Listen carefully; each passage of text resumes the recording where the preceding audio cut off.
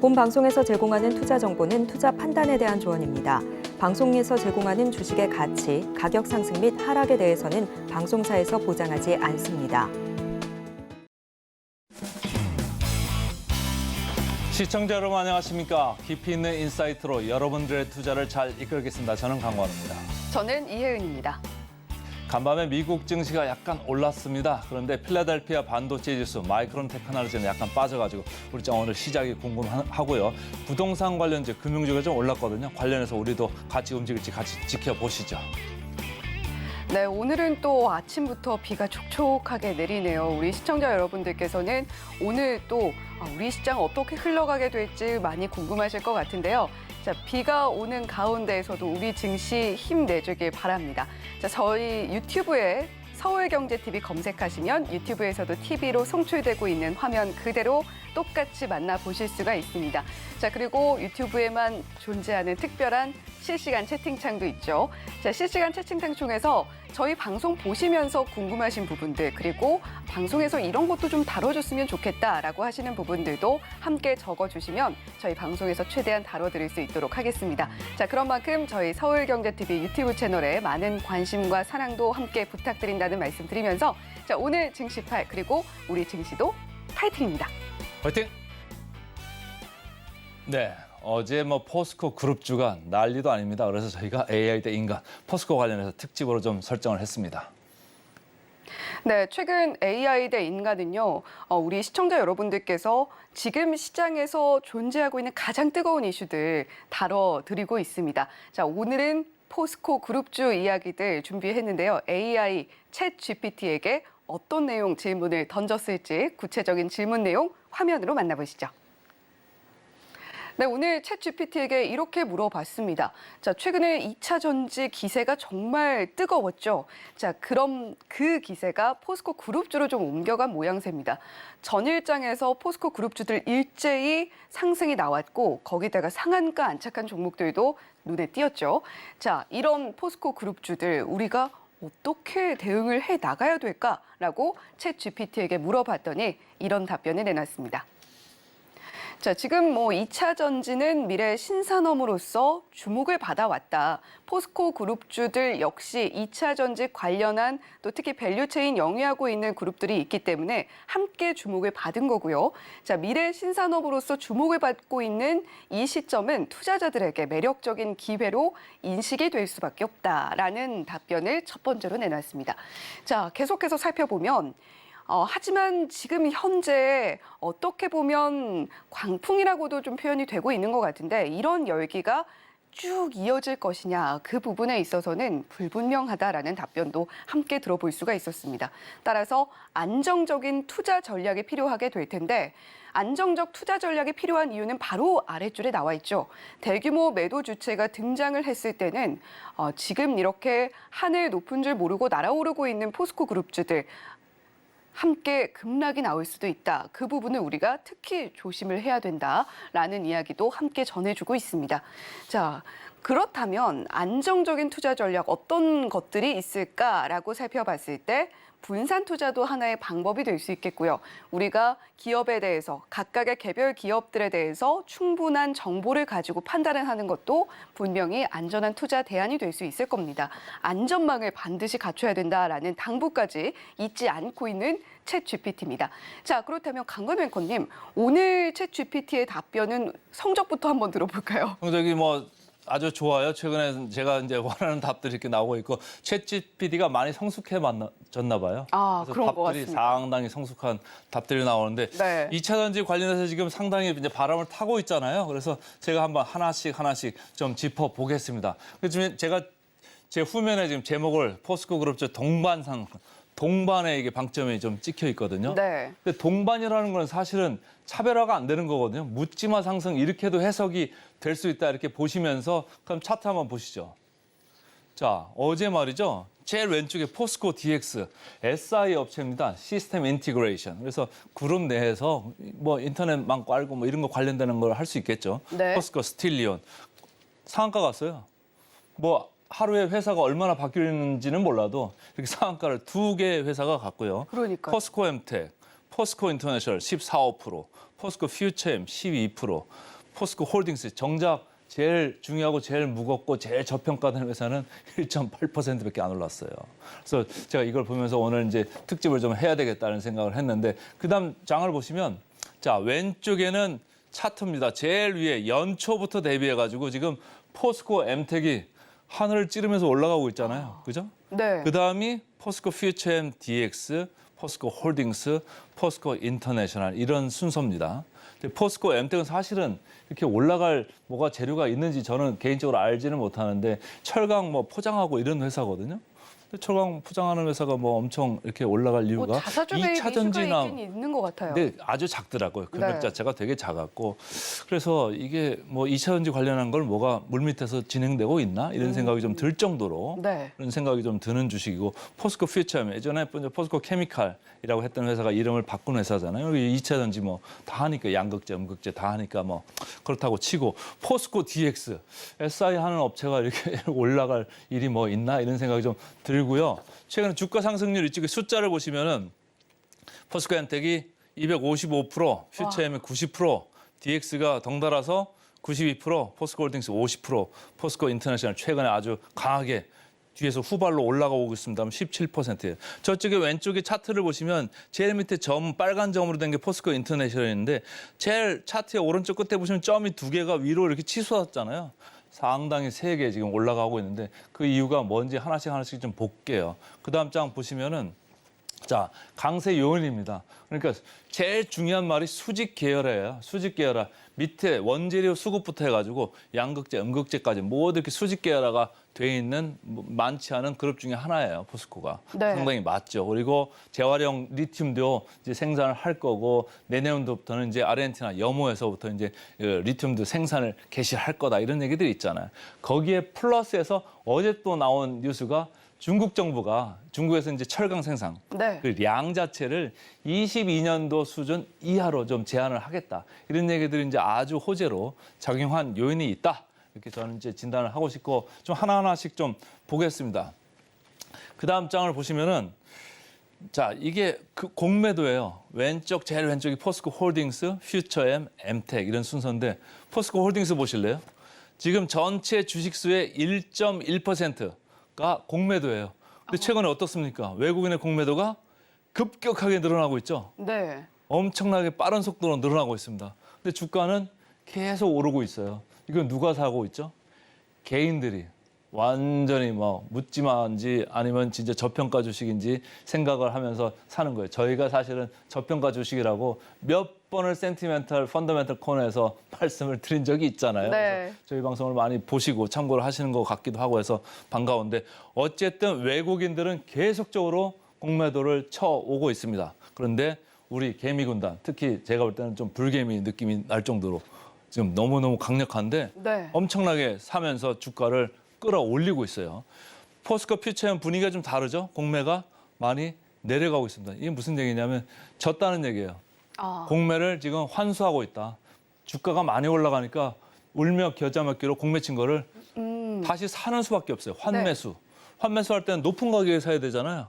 그러니까 주가가 어때요? 더 올라가죠. 그런 이제 반작용이 있는 거고 포스코 엠텍도 크게 늘어난 게 없어요. 전체 0.3%밖에 안 되기 때문에 공매 영향에서 좀 자유롭다 이렇게 보시면 되고 그다음 이제 화면을 보시면은 자 이게 포스코 홀딩스입니다. 개미 투자자들이 지금 주도를 하고 있어요. 주가가 연초 대비 50% 이렇게 올랐거든요. 아까 제가 말씀드렸습니다만은 불개미들이 지금 공격 앞으로 전군 진격 이래가지고 지금 사고 있는 거예요.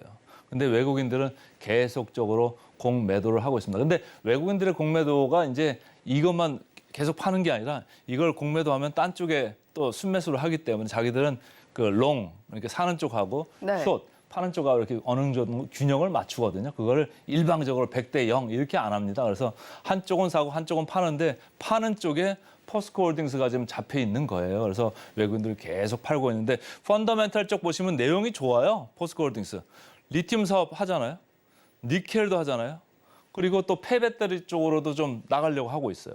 그래서 그런 게 좀 많이 좋은 가운데 아까 얘기한 중국에서 조강 그 생산 그 량 자체가 전년 수준 정도 이하로 내려갈 거다. 이런 이제 플러스까지 있고 해서 지금 상당히 각광을 받는 거고 제가 그때 센티멘탈 펀더멘털 코너에 양수 겸장이라고 했어요. 네. 양수 겸장, 장이요. 장을 하나 불렀는데 포장, 차장, 장이 2개 걸리는 걸 양수 겸장이라고 하거든요.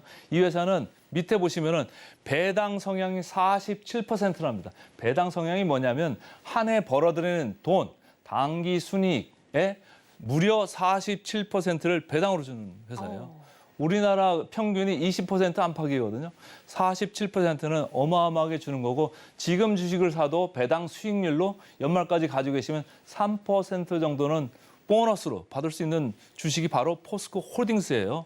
그러니까 사실은 양수겸장인데 오른 거 보면 다른 회사들은 되게 많이 올랐고 이 회사는 무겁고 그래가지고 지금 공매도에 타겟도 되고 있어서 좀 네. 덜 올랐지만 저희들은 계속적으로 좀 긍정적으로 보고 싶은 이런 회사가 되겠고요. 그 다음 회사 보시면은 포스코 퓨처엠입니다. 지금 제일 위에 보시면 양극재, 음극재 다 하는 회사예요. 연초 대비해서 90%까지 이렇게 올랐고 이 펀더멘털에 보시면 뭐 써놓은 게 많잖아요. 그죠? 그래서 LG 에너지 솔루션하고 4월 중으로 뭔가 좋은 뉴스가 나오지 않을까 이런 생각도 이제 많이 하는 거고 최근에 IRA에 대해 가지고 불확실성이 좀 있었잖아요. 근데 거기서 이제 불확실성이 좀 가시면 우리나라 업체들이 가서 뭐 한다고 그랬습니까? 공장만이 질 거라고 그랬잖아요. 네. 공장만이 지면은 그럼 누구한테 사가나요? 바로 이런 회사한테 사갈 거다. 그래서 비테슬라양 수주 모멘텀이 매력적이다. 이런 얘기까지도 이제 제가 갖다가 써놓은 거고 하여튼 여러 가지 좋은 가운데 배당 성향도 20% 정도에서 우리나라 그냥 평균 정도는 주는 회사다. 사실은 성장하는 회사가 배당 주기 쉽지 않습니다. 성장하는 회사는 배당보다는 성장하는 데 돈을 더 투자하고 써야 되는 거거든요. 근데 이 회사는 배당 성향도 20%이기 때문에 그것 또한 나쁘지 않다. 이런 생각이 좀 들더라고요. 근데 뭐 주가가 좀 높은 감은 좀 있어요. 밸류에이션은 또 다른 얘기니까. 네. 어쨌든 회사는 잘 커 나가고 있고 전략도 방향을 잘 잡고 나가고 있다. 저는 이렇게 이제 진단을 하고 싶고요. 그 다음 회사 보시면은 최근에 이제 아주 좀 빨리 올라가는 눈에 띄는 회사라 좀 가져왔는데 포스코 인터내셔널입니다. 여기 보면은 주로 이제 상사, 뭐 과거에 이게 대우 인터내셔널이라는 회사거든요. 그럼 미얀마의 가스전 있잖아요. 그래서 그 회사인데 최근에 이제 LNG 터미널이나 발전 이쪽도 하고 있고 연초 대비해서는 올라온 거는 17%밖에 안 돼요. 그러니까 좀 미미하긴 한데 에너지 부분에서 최근에 소재 부분에서 여러 가지 비전들이 이렇게 나와 있어요. 그래서 앞으로 좀 커나가고 싶다 이런 얘기 한 거고 제일 그 밑에 보면은 LNG 사업 통합 시너지 및 친환경 사업을 확대를 도모를 하겠다. 이쪽도 뭔가 그린 에너지 친환경 쪽으로 지금 가고 있는 이런 전략 발표를 했거든요. 그래서 네. 그렇구나 이런 생각을 하던 차에 제일 밑에 제일 중요한 것 같습니다. 시가총액을 언급을 했어요. 30년까지 23조 원 시가총액을 목표를 하겠다. 그러니까 주가 지금 보니까 시가총액이 낮은 것 같거든요. 그러니까 주가가 올라가기 시작하는 이런 회사거든요. 그래서 포스코 인터내셔널까지 제가 이제 짚어드렸는데 이제 좀 정리를 하겠습니다. 그래서 보면은 항상 제가 밸류에이션 보잖아요. 그래서 오늘도 이제 그러니까 자기네 몸 대비해가지고 북을 봤을 때 포스코 퓨처엠 10.9, 10.3. 저는 무조건 한 2배, 3배 넘어가면 너무너무 비싸다고 보는 거예요. 근데 네. 뭐 시장이 지금 상태가 이렇습니다. 이거 포스코 DX 제가 덩달아 주식이라고 했는데 4.5배 너무 높죠? 우리 증시팔 보시는 분들은 어떻게 하면 됩니까? 높으면요 그냥 파시면 돼요. 최근에 SM 같은 거 보셨잖아요. 주가가 막 올라가면요 그냥 파시면 돼요. 그러고 뒤 안 돌아보고 그냥 다른 거 싼 거 사시면 돼요. 밑에 다른 거 싼 거 많잖아요. 여기 네. 보면은 포스코 홀딩스 0.7밖에 되지 않지 않습니까? 그러니까 이런 걸 잘 보시면서 염두를 하시면 좋을 것 같습니다.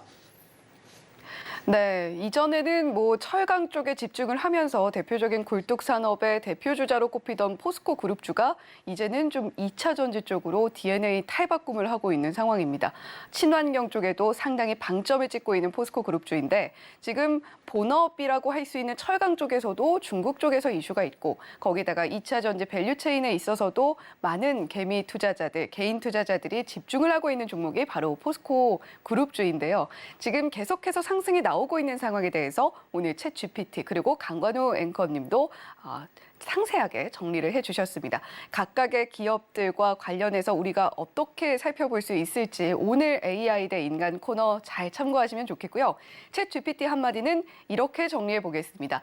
유비무환, 미리미리 대비하자라고 정리를 해봤는데 우리가 미리미리 좀 포스코 그룹주들 지금 현재 밸류에이션 정도는 어느 정도인지 강관우 앵커님께서 말씀해 주신 것처럼 좀 보시면서 대응을 그때그때 잘 해보시고 또 대안도 함께 마련을 해보시면 좋겠다라는 생각이 듭니다. 자, 그렇다면 강관우 앵커님은 오늘 한마디 어떻게 정리해 주시겠어요? 저는 오늘 한마디를 좀 중의적인 표현으로 제가 좀 준비를 해왔어요. 낮은 대로 임하소서. 두 가지 뜻이 있어요. 중의적이라는 게 뜻이 두 가지 이상 있는 게 중의적인 거잖아요. 네. 낮은 대로 임하소서. 첫 번째는 덩달아 올라갔던 주식 좀 낮은 대로 오세요. 거기 제자리 아니거든요. 그런 뜻이 하나 있고 두 번째는 저평가된 주식 보시면 됩니다. 그러니까 저평가된 주식 보시면서 너무 올라간 주식 내려올 거니까 빨리 매도하시는 걸 제가 좀 생각을 하고 있습니다. 네. 주가는 낮은 대로 다시 제자리로 재밸류에이션을 찾아서 가게 되는 낮은 대로 임하소서. 그리고 만약에 우리가 높이 평가가 되어 있는 주가가 오르고 있는 종목들을 함께 보고 있었다면 좀 저평가된 주가를 보이고 있는 종목은 어떤 종목인지 시선을 좀 낮은 대로 임하게 하는 것도 하나의 방법이 될 수 있을 것 같습니다. AI 인간 여기까지 하도록 하겠고요. 잠시 후에 리포트 짚어드리는 시간으로 다시 돌아오도록 하겠습니다.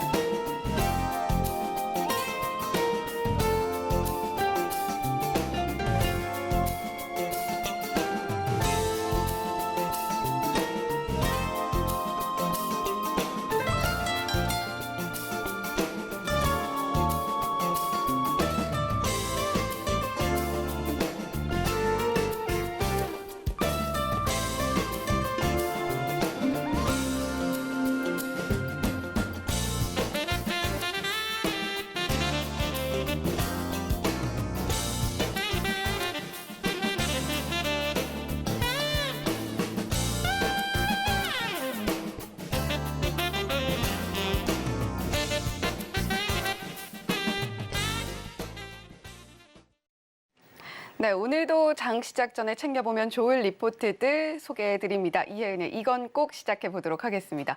자, 오늘 첫 번째로 살펴볼 종목 화면으로 바로 만나보시죠.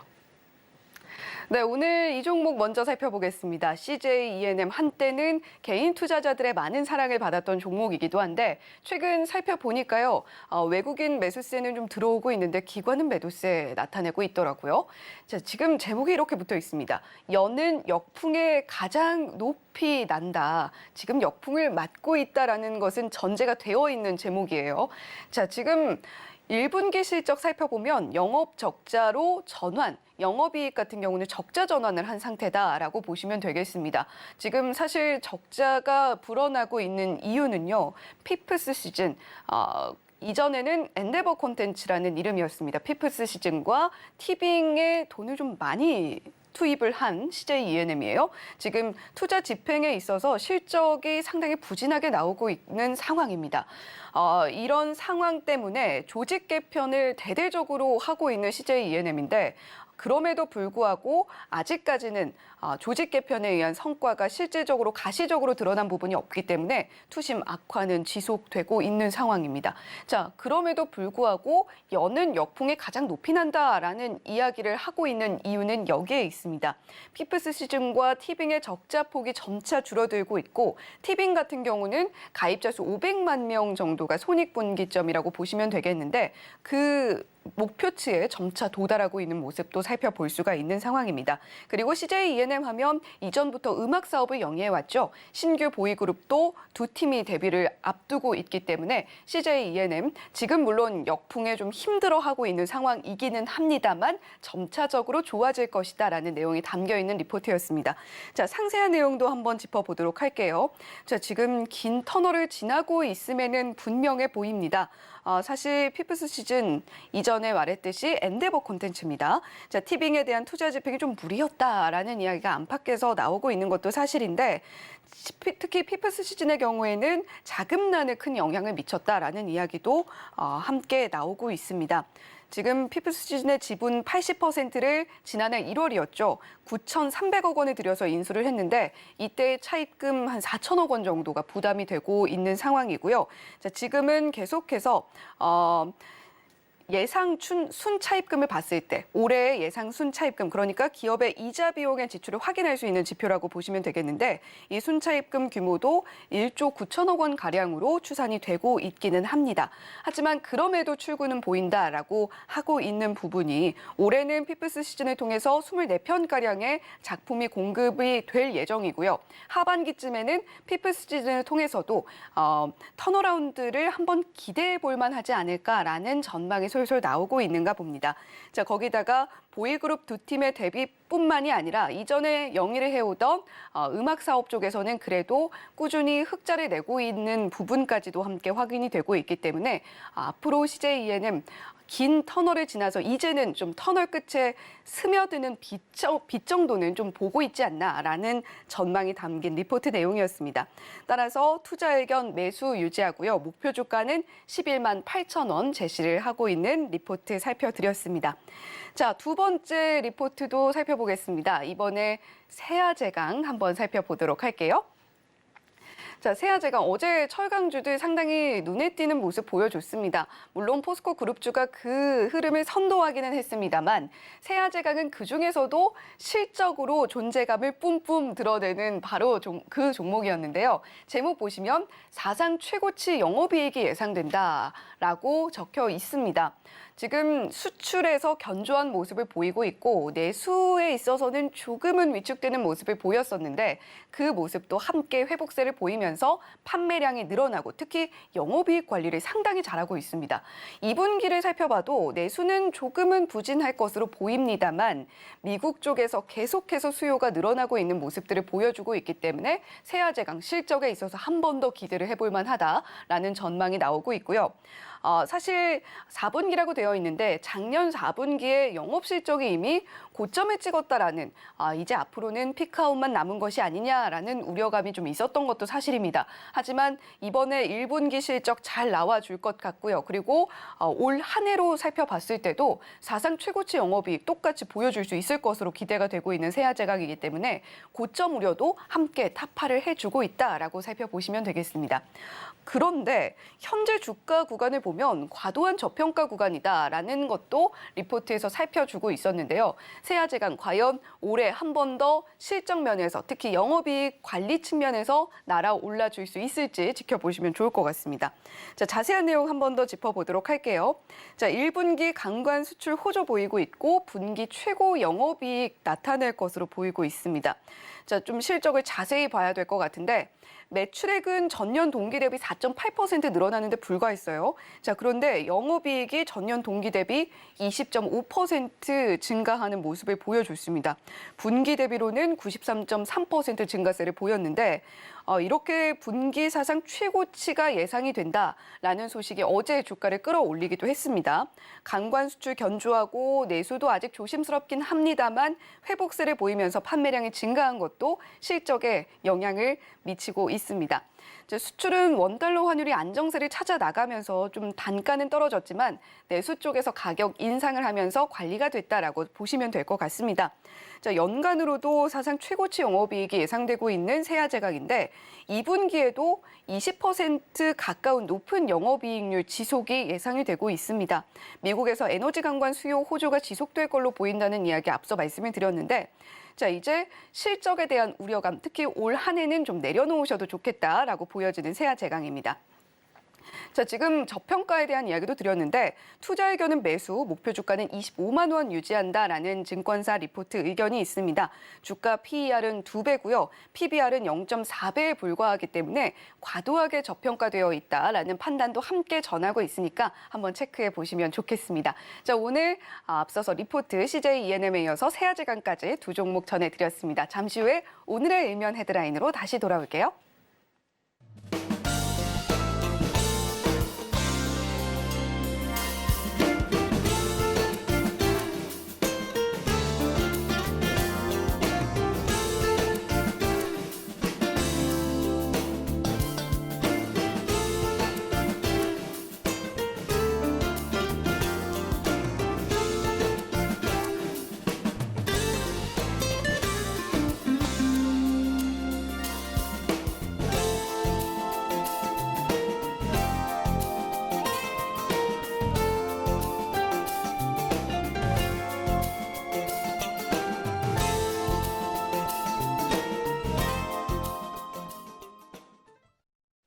네, 오늘도 역시 전문가의 시선으로 오늘의 일면 헤드라인 분석해 봅니다. 오늘은 SC 글로벌센터의 김선규 소장님과 함께 볼게요. 소장님 어서 오세요. 안녕하세요.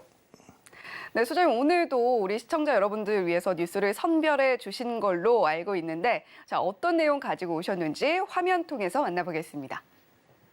네, 오늘의 헤드라인입니다. 한미 분쟁 매듭 수순 원전 수출 족쇄 푼다라는 내용이 오늘의 헤드라인인데 어제 또 마침 서울경제 단독 보도로 나왔던 것 같아요. 한수원과 웨스팅하우스가 이어왔던 분쟁에 대한 이야기가 다시금 시장에 솔솔 나오면서 한동안 주춤했던 원전주가 꿈틀거리는 모습까지도 확인이 됐습니다.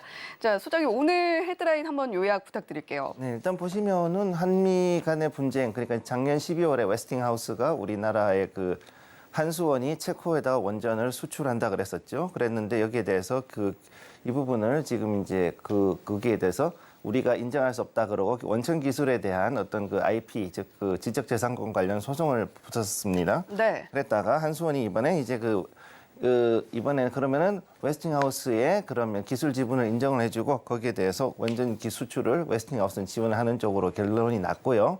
단 이제 여기서 중요한 거는 어느 정도 비율로 그럼 웨스팅하우스를 인정을 해주느냐 이제 그게 지금 가장 큰 관건이라고 보시면 되겠습니다. 네. 어느 정도의 지분을 가지고 인정을 해줬는지는 잠시 후에 김성규 소장님께서 더 짚어주실 것 같고요. 자, 그렇다면 이 뉴스를 투자자의 입장에서 볼 때 투자 키워드 잡아본다면 어떻게 좀 잡아야 될까요?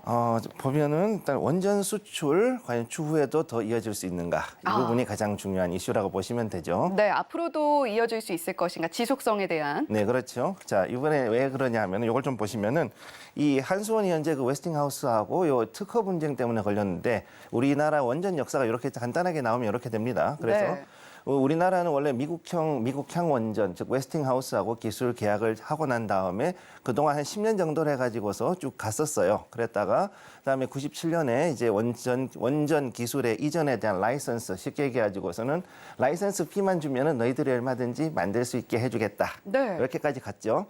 그리고 나서 2001년도부터 16년간 해가지고서 2016년까지 우리나라 원자력의 3대 원천 기술을 사실상 국산화를 해냈고, 그 다음에 웨스팅하우스가 만들었던 원래 있던 OPR-1000이라는 원래 있던 그 원전을 이제 다시 안전성을 극대화시켰던 우리나라형 한국형 경수로인 APR-1400으로 이제 만들어냈습니다.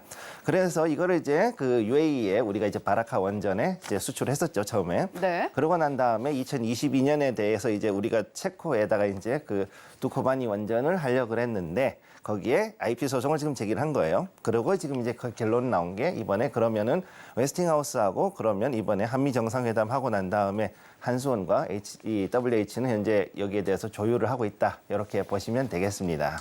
네, 그런데 지금 이렇게 뒤쪽에 나오고 있는 화면을 보니까 97년에 이미 라이선스 계약을 했는데 그리고 앞으로는 뭐 한국의 사정에 맞게 기술을 좀 개조를 해도 된다라는 내용이 사실 담겨 있는 거잖아요. 네. 그런 내용을 살펴봤을 때는 조금 꼬투리 잡는 게 아닌가라는 생각도 좀 들거든요. 두 가지 이유가 있을 수가 있어요. 첫째는 뭐냐면은 그 원전을 관리하는 게 사실 미국하고 러시아 두 나라가 다른 나라에다가 원전을 짓는다 그랬을 때 이게 과연 이제 자국의 이익하고 맞는지 아닌지 이거를 첫째로 체크를 합니다. 네. 그랬을 때, 자, 체코에다 원전을 지었을 때 그럼 이게 과연 미국의 이익에 부합하느냐 아니냐를 가지고 따졌을 때 조금 이제 거기에 걸리는 부분이 있다 싶으니까 이걸 걸은 거죠. 그래서 지금 체코의 요 두코바니 원전을 잠깐 보시게 되면은 이제 1200메가와트 이하급 1기, 즉 쉽게 얘기해서 APR 1400이면 조금 그 영향은 크긴 하지만 어쨌든 그 정도를 살 수 있도록 해놨다는 거죠. 그래서 한국하고 그다음에 프랑스하고 미국 이 3대 회사가 이제 했는데 문제는 웨스팅하우스가 여기에 참여를 했었던 거죠. 원전에서.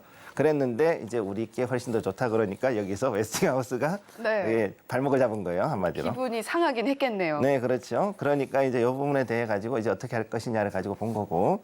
그래서 현재 이제 그 OPR 1001이었던 그 웨스팅하우스가 가지고 있는 이 모델이 이제 우리나라 가지고 있는 APR이 훨씬 더 이제 좋으니까 네. 그럼 여기에 대해 가지고 하면은 기왕이면은 너희들 하는 거 같이 참여해 가지고 너희들 기술 좀 넘겨다오. 아. 예, 이제 미국도 지금 급해요. 그래서 원전을 더 지어야 되니까 네. 그러면 할 경우에는 그러면 APR 1400 기술을 이용해 가지고 더 좀 튼튼한 그리고 좀 더 좋은 그런 방식으로 미국형의 웨스팅하우스 그 원전을 만들고 싶다라는 게 이제 미국의 그 의도라고 보시면 되겠습니다. 네.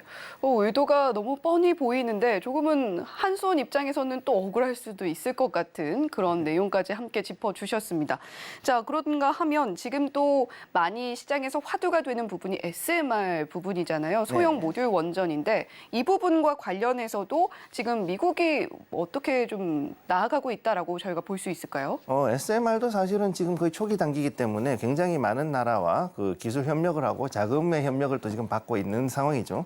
재밌는 거는 뭐냐면 현재 이 원전 기술 자체도 그렇고 미국이 가지고 있는 원천 기술이 굉장히 많습니다. 네. 일단 반도체도 그렇고요. 그다음에 원자력, 그다음에 또 여기 보시게 되면 지금 여러 가지 그다음에 또 그 각종 우리가 생각했던 여러 가지 지금 현대 나와 있는 와이파이 같은 기술이라든가 이런 것들조차도 다 원천 기술은 미국이 다 가지고 있다 보니까 네. 이런 부분을 가지고서 이제 주변국들을 압박하고 있는 그런 상황에 와 있는 거죠.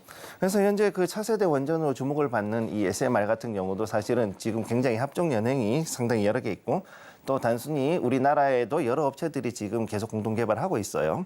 그래서 여기 지금 나오는 건 이건 이제 이게 뭐냐면 우리가 가지고 있는 아까 말씀드린 APR 1400이라는 엄청나게 큰 네. 그 원전이죠. 1400메가와트급인데 얘는 문제가 뭐냐면은 덩치가 원체 크고 부지를 많이 차지하는 게 문제였던 거죠. 네. 그럼 여기에 비했을 때 이제 그 다른 그 SMR 같은 경우 훨씬 더 작은 부지에다가 소규모로 해가지고 더 안전하게 그렇게 발전을 할 수 있다. 그리고 중요한 거 바다를 끼지 않아도 이게 발전이 가능하다는 그런 점 때문에 앞으로 이제 주목을 받는 건데. 네. 그래서 현재 빌 게이츠라든가 뭐 이제 워런 버핏 같은 경우도 이제 SMR 업체를 이제 하고 있는데 테라파워요. 테라파워가 이제 빌 게이츠가 지금 하고 있는 건데 네. 여기 이제 국내 주요 원자력 관련 회사들하고 협력을 하고 있고 중국에서도 이제 뭐 돈을 받고 뭐 같이 하고 있는 그런 상황이죠.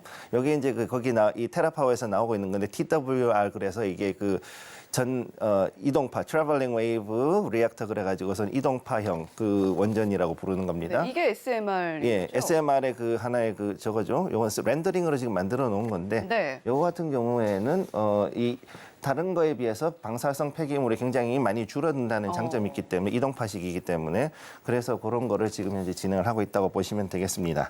그래서 여기 보시면 이것 말고도 이제 뉴스케일 파워가 보통 이제 많이 아시는데요. 거기도 이제 그 두산 에너빌리티라든가 삼성물산이라든가 이런 대기업들이 또 지금 여기에 협력하고 있는 거를 볼 수가 있습니다. 네. 네. 자, 지금 OPR 1000에서 APR 1400까지 들어봤고 거기다가 더 나아가서 현재 좀 각광받고 있는 SMR에 대한 구조까지도 함께 저희가 살펴봤습니다.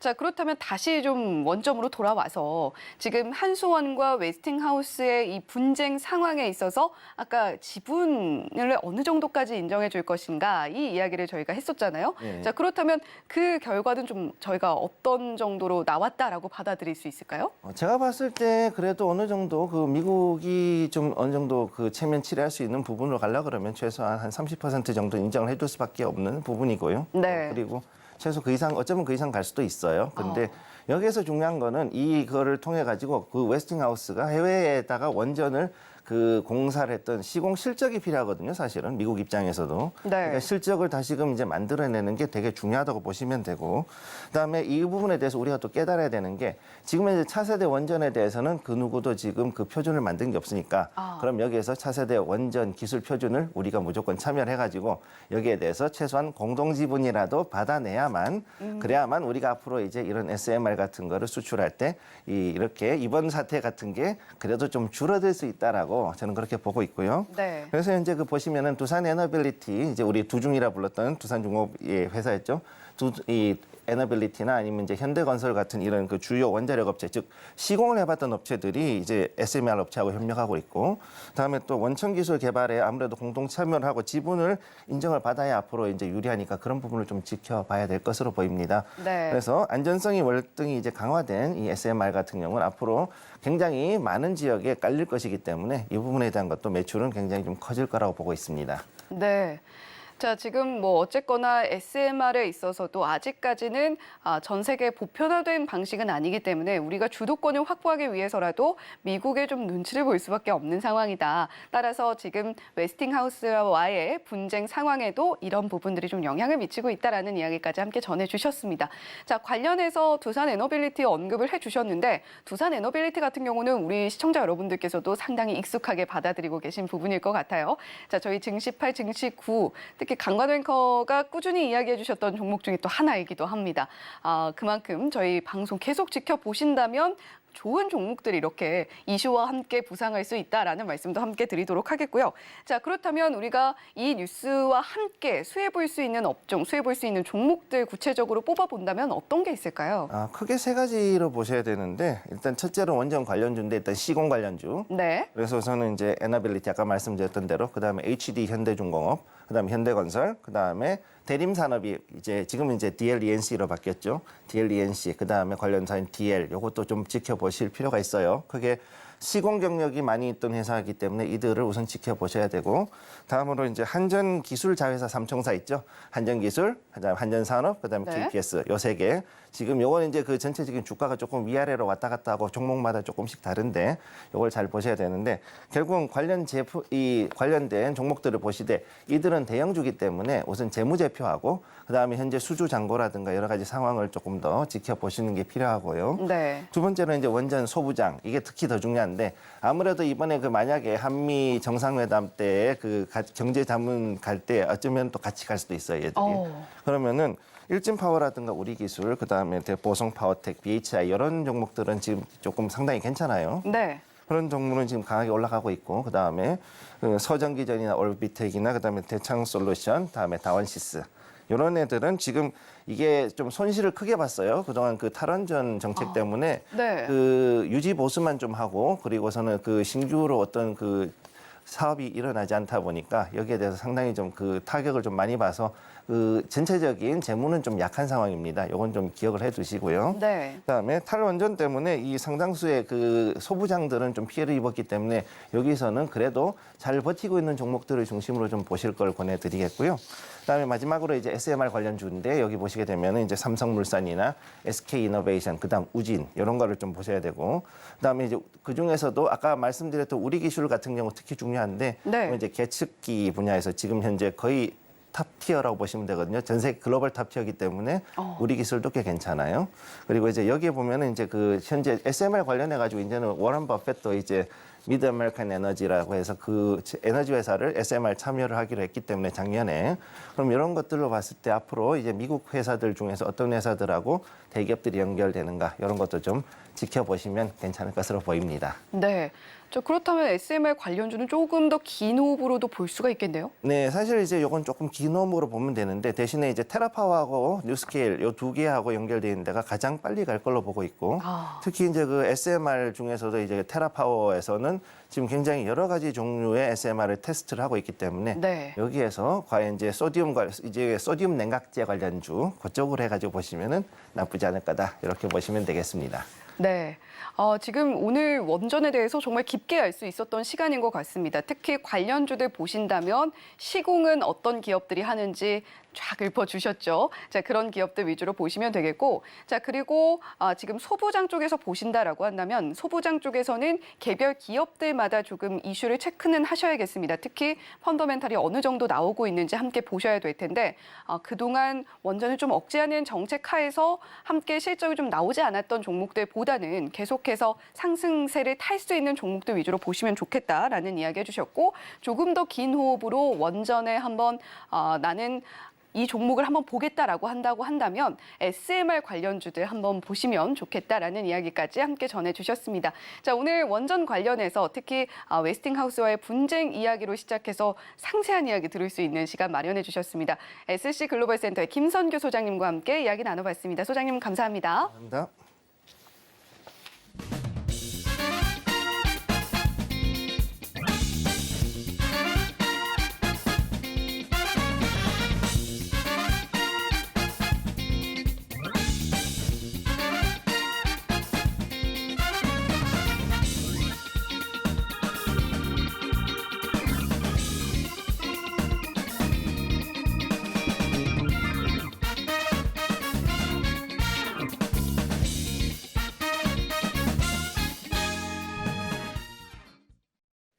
개장 30분 남기고 있습니다. 지금 4코너 저희가 매일 아침 8시 반에 시작하는데 오늘은 다월 투자증권의 이성웅 차장 화면 연결돼 있습니다. 안녕하세요.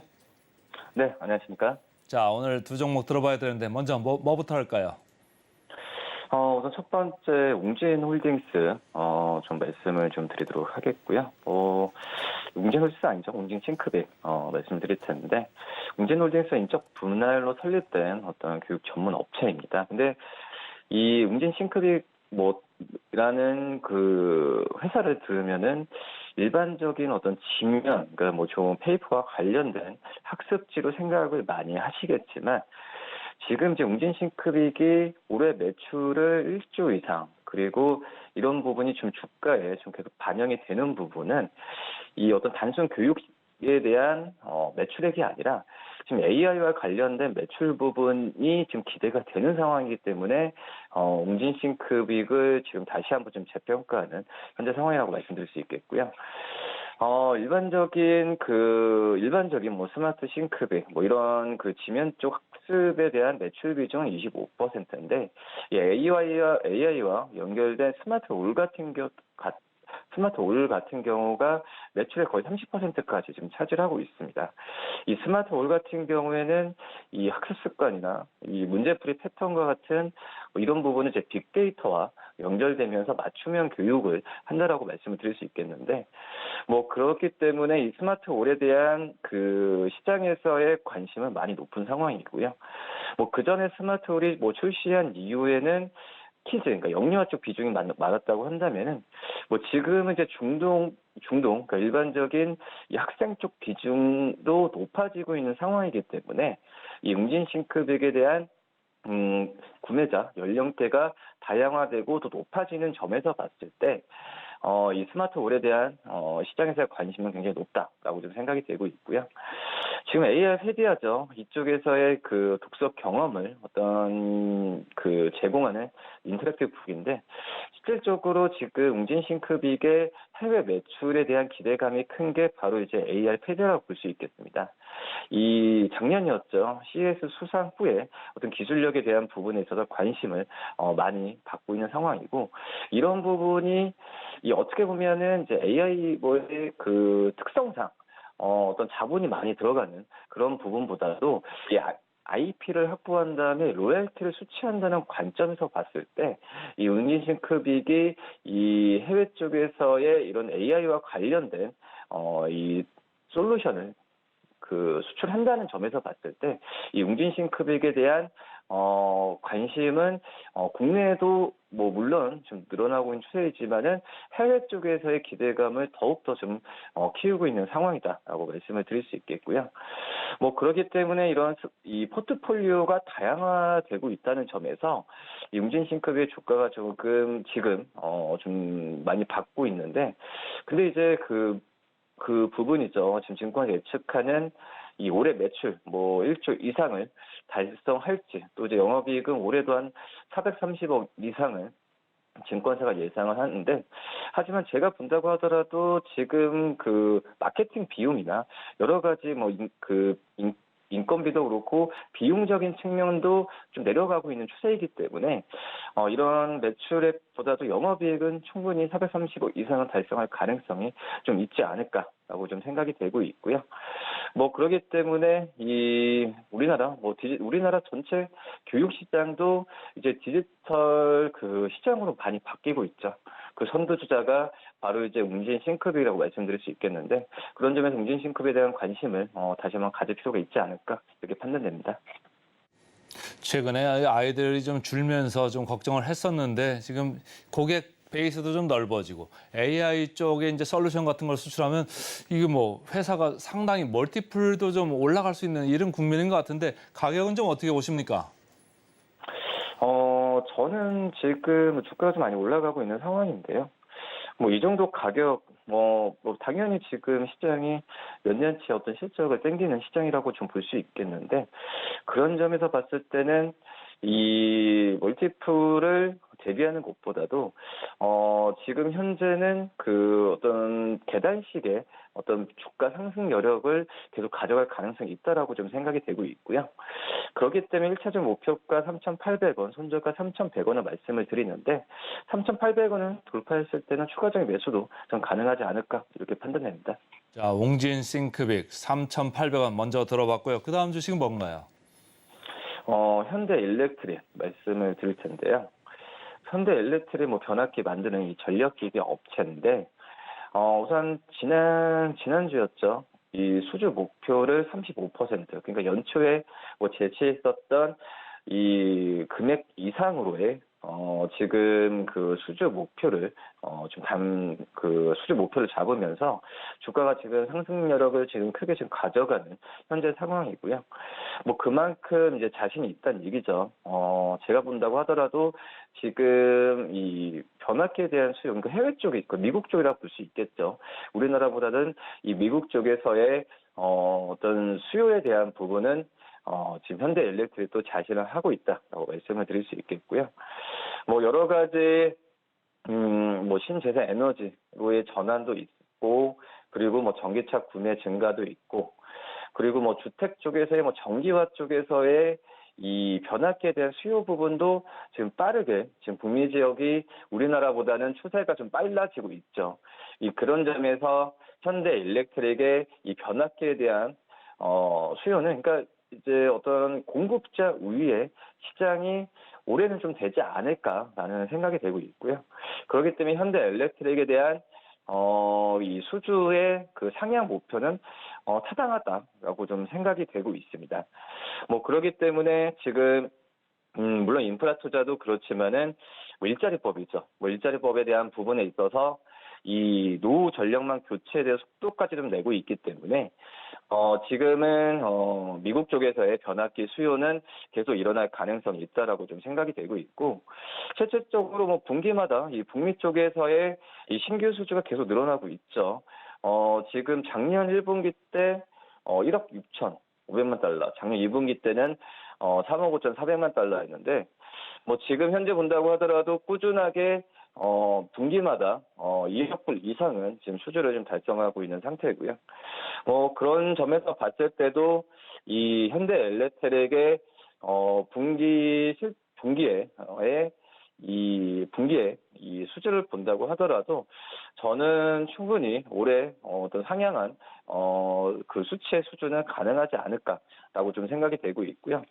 무엇보다 올해 1월이었죠. 미국 쪽 기업이죠. 전력회사 아메리칸 일렉트릭 파워로부터 이 패드 변압기 공급 계약을 체결했는데, 이 패드 변압기 같은 경우는 주거용 그 전력망을 했을 때 필수적인 요소이고, 특히 이제 미국 최대 전력회사와 수주를 했다는 것 자체로 봤을 때도 현대일렉트릭의 이 변압기에 대한 기술력을 좀 인정받았다라고 좀 생각이 되고 있습니다.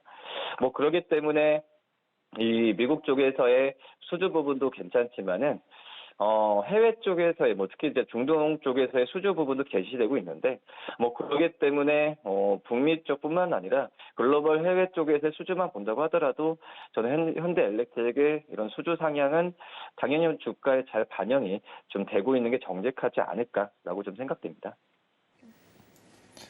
최근에 한국 기업들이 이제 미국을 가면서도 이제 수주도 많아질 거고 미국에 있는 현지 업체한테도 이제 수주가 지금 많이 나오고 있는 이 회사인데 가격 어떻게 보십니까? 계속 지금 잘 가고 있죠. 충분히 매수 관점으로 접근해도 될 만한 우상향 추세라고 좀 생각이 되고 있고요. 우선은 55,000원 10% 잡겠습니다. 신고가기 때문에 급격하게 잡는 것보다도 이 55,000원 우선 1차적으로 말씀을 드리도록 하겠고요. 손절가는 45,000원 말씀드리도록 하겠습니다. 자, 오늘 웅지 싱크빅 그리고 현대엘렉트릭 잘 들었습니다. 고맙습니다. 네, 감사합니다.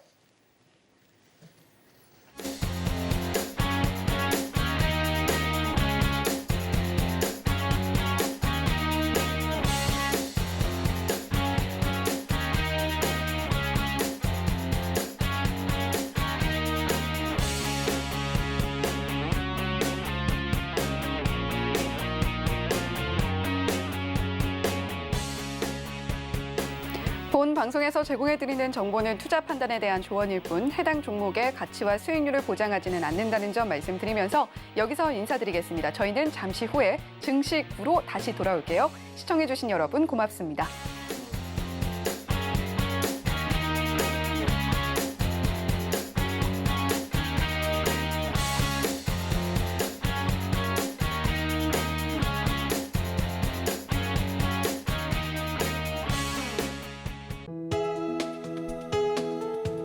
본 방송에서 제공하는 투자 정보는 투자 판단에 대한 조언입니다. 방송에서 제공하는 주식의 가치, 가격 상승 및 하락에 대해서는 방송사에서 보장하지 않습니다.